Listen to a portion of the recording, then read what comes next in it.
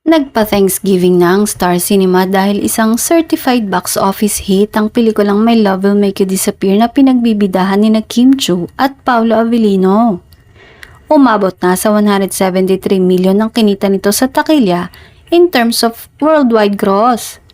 Maraming bagay din na suportado ang romcom ng Kafaneyan na nag-sponsor ng black screenings nito, kaya masasabing resounding success ito. Nagpasalamat naman ang Kim Pao sa mga sumusuporta ng kanilang movie. Palalabas pa ito sa ibang Asian countries tulad ng Taiwan at Vietnam.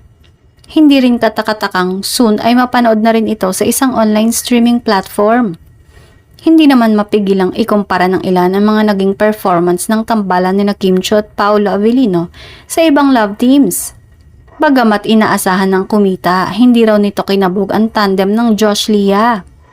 Humamig kasi ng 450 million in terms of worldwide gross ang pelikulang Unhappy for You noong nakaraang taon.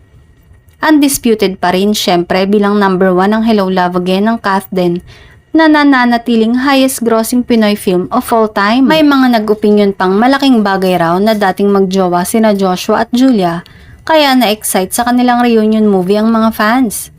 Sa kaso naman ng Kim Pao, na-curious naman ang madlang people sa kanilang real at real life romance.